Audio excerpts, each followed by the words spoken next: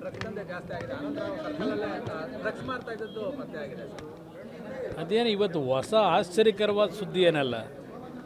ಈ ಸರ್ಕಾರ ಬಂದ ಮೇಲಂತೂ ಪ್ರತಿನಿತ್ಯ ಇವತ್ತು ಯಾವೊಂದು ಮಾದಕ ವಸ್ತುಗಳ ವಿಷಯದಲ್ಲಿ ಅದು ಮುಖ್ಯಮಂತ್ರಿಗಳ ಹಿಂದೆ ಮಾಜಿ ಮುಖ್ಯಮಂತ್ರಿಗಳೇನಿದ್ರು ಅವ್ರ ಜಿಲ್ಲೆಯಲ್ಲೇ ತಯಾರು ಮಾಡ್ತಾ ಇದ್ದಂಥ ವಿಷಯಗಳು ಹೊರಗೆ ಬಂದಂಥದ್ದು.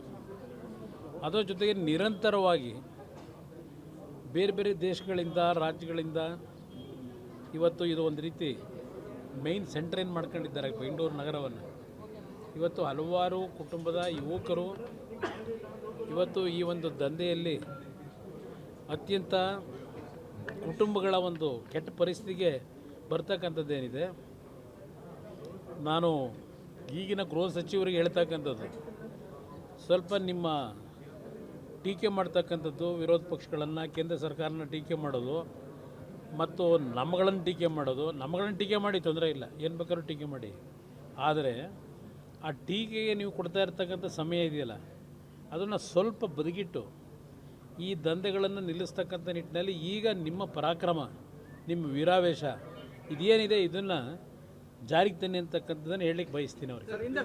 ಬೆಂಗಳೂರಲ್ಲಿ ಡ್ರಗ್ಸ್ ದಂಧೆ ಜಾಸ್ತಿ ಆಗಿದೆ. ಆನಂತರ ಸರ್ಕಲಲ್ಲೇ ಡ್ರಗ್ಸ್ ಮಾಡ್ತಾ ಇದ್ದದ್ದು ಪತ್ತೆ ಆಗಿದೆ. ಅದೇನು ಇವತ್ತು ಹೊಸ ಆಶ್ಚರ್ಯಕರವಾದ ಸುದ್ದಿ ಏನಲ್ಲ.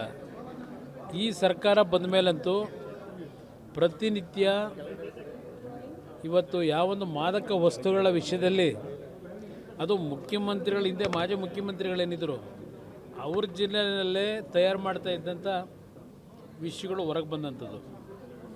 ಅದರ ಜೊತೆಗೆ ನಿರಂತರವಾಗಿ ಬೇರೆ ಬೇರೆ ದೇಶಗಳಿಂದ ರಾಜ್ಯಗಳಿಂದ ಇವತ್ತು ಇದು ಒಂದು ರೀತಿ ಮೈನ್ ಸೆಂಟರ್ ಏನು ಮಾಡ್ಕೊಂಡಿದ್ದಾರೆ ಬೆಂಗಳೂರು ನಗರವನ್ನು.